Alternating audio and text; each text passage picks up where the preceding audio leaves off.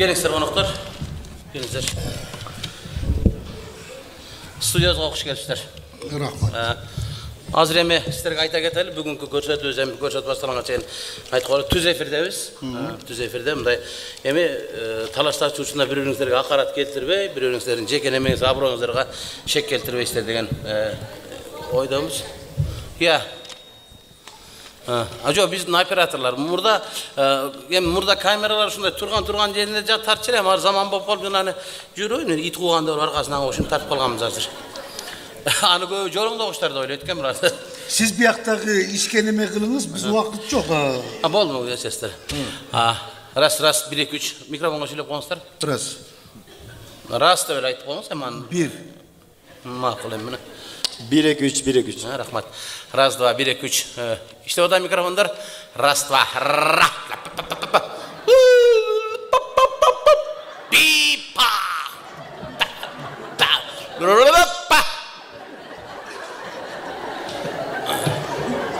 Jurnalistler efirge çıkkan dele yaşınakay görüyorsun, ağa çayın maymun ile durmayısın.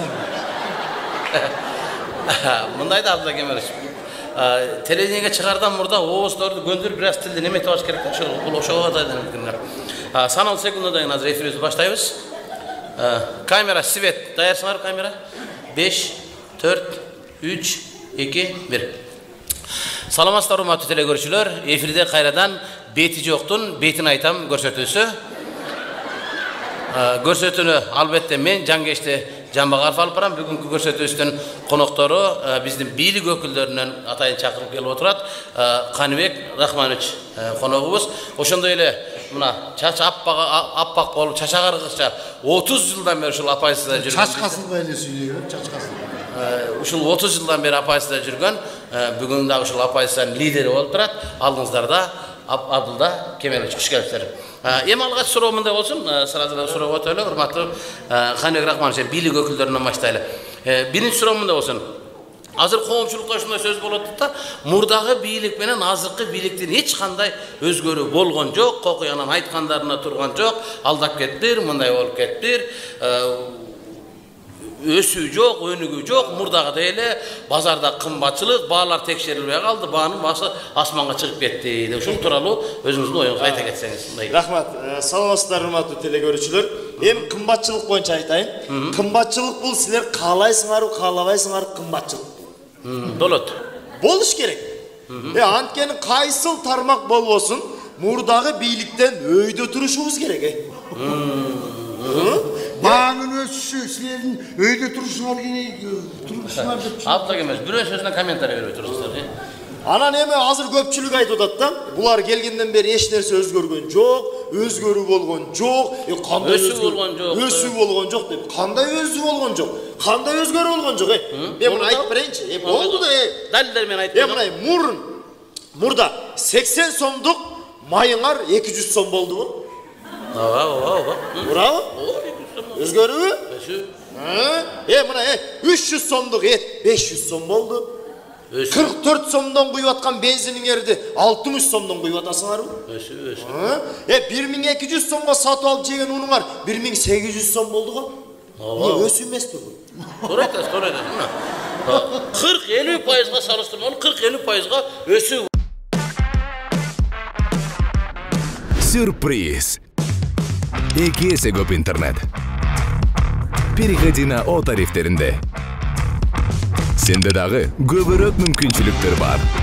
Көбүрөөк баарлашуу, көбүрөөк көрүү, көбүрөөк ырахаттануу. Жазды О мобилдик оператор менен тосуп ал. Var ekan mınaka. Amına ayt atpayım mınaka. Ösü degen uşu. Da, eğer ошондой болуп атпайбы. Дагы Кудайга шүгүр, мен ыраазымын да ошо пенсия менен айлыкты да өстүрүп жүргөн жоксуңар, Кудайга шүгүр. Amına sizler oturup atıyorsunuz. Ösü var turgan mınaka. Siz dair sifralar menен bizge daliller berip attar.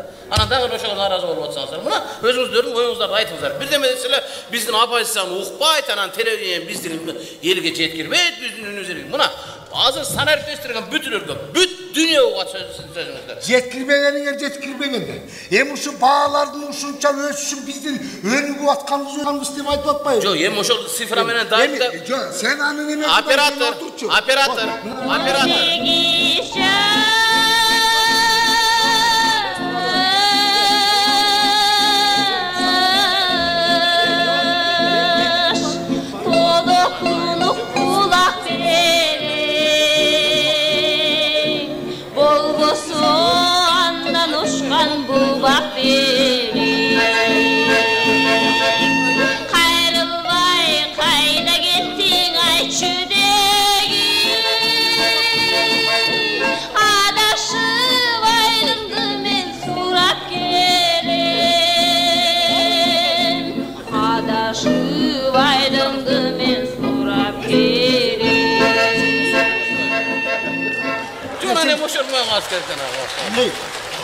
Sen özü kadın.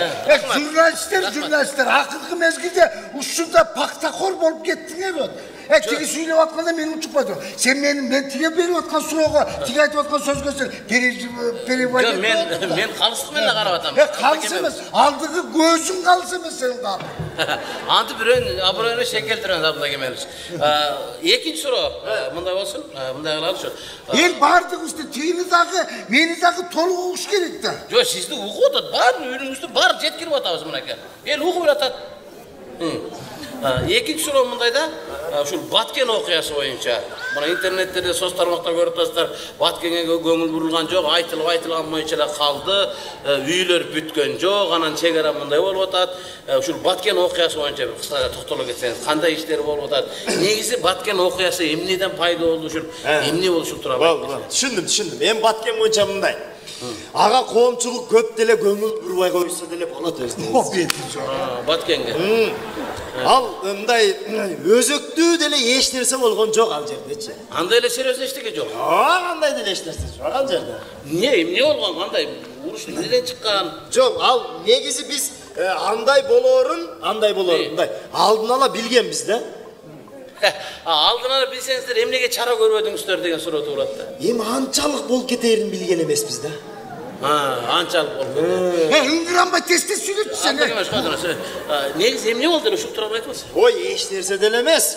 Биздикилердин уyu тигилердин коросуна кирип кеткенби, же алар биздикилердин коросунан айдап чыгып кеткенби? Абдулла Кемелович. Бет барбы? Абдулла Кемелович, эфирди сыйлаңыздар. Ошондой эле болгон. Уй эле экен. Үйлөр эмне болду, үйлөр? Үйлөрдү билбейм. Уйлар аман эсен келди да бирок. Демек, жанагы окоптор казылып атат деген. Аны биз ошол жеринен текшерип келдик барып. Жанагы айдап келген уйлар кайра чыгып кетпесин деп жөн эле арык казып атыптыр. Андай деле өзөктүү маселе эмес турбайбы? Кайсы бетиңер менен өзөктүү нерсе келген жок деп отурасың. Отурбадыңыз. Ой, ана барып келдим го мен. Оператор.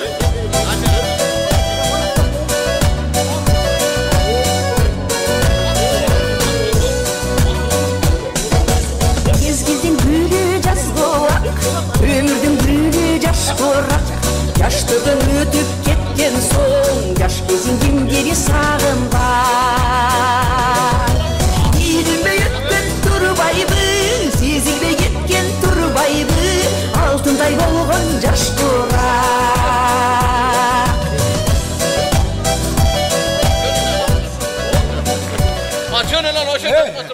Жашабагыр бет керек, жашабагыр. Жаш бала келсин, бет керек. Абдулла Кемелович, мен айтып атам, бирөөнүн жеке абыройуна шек келтирмеңиздер. Сен ортодон кычылдай жөнөтүр деп атам. Мен калыстык деле айттым. Мына сиздер кокуй атыптыр, өрттөнүп атасыздар. Андай болгон эмес турбайбы, айтып атпайбы. Үчүнчү суроо, эми бүгүнкү эфирди менен жыйынтпайбыз, убактыбыз ченелүү. Үчүнчү сурообуз мындай болсун, Каныбек Рахманович. Азыркы парламент тууралуу эл ичинде ушундай сөздөр жүрүп атат. Азыркы парламенттин суроо күткөнүнө 1 жыл болду. Булардын отурганы мыйзамсыз, булардын кабыл алган мыйзамдары мыйзамсыз, легитимсиз деп ушундай болуп атат. Ушул азыркы парламент тууралуу анан ушул күзүндө өткөн шайлоо тууралуу. Шайлоодо бурмалоолор болобу? Биринчи парламент жөнүндө айтайын, азыркы парламент 1 жылга эч кандай ашыкча эмес. Bular dağı 6 yıl oltursa жарашат. Мынакей. Жакшы иштешти, Мындайды колдон чыгарбаш керек бул парламент. Учакта беле жатыш керек бул парламентте. Азыр Керек болсо буларды өкүлете коюш керек, а? Ой, колдон келсе коюш керек. Азыркы парламент мына сунушталган мыйзамдарды окубастан туруп кабыл алып берип атат. Азамат. Керекпи бизге булар? İştegендikten mi? Ооба да. Кандай, İşte atman turбайбы. Кантип? İşte atman parlamentte. Жок дегенде кагазды карап коюш керек да. Эмнени Жок, караганда. Оператор, өлүп калдыңдар. Жаштыктын жаңы кийимде эскирсе калган кийимиме бозулган бойдон турбайсың сен бул жолун өтүп билинбей бозулган бойдон турбайсың сен бул жолун өтүп билинбей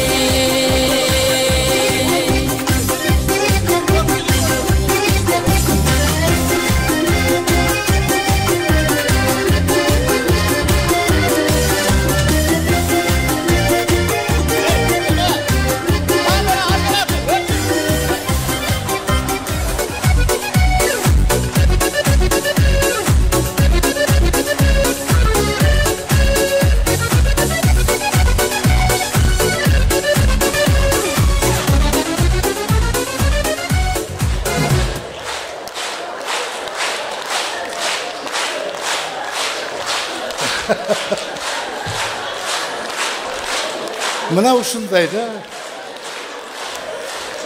Коомдо, мамлекетте эмне болуп атканын бизден дагы сиздер жакшы билесиздер. Бирок айтпайсыздар да. Мадымаров айтмакчы, обязательно бизди айттырып коюп анан туура эле кылып атышат деп кол чаап кайф кылып отурасыңар да.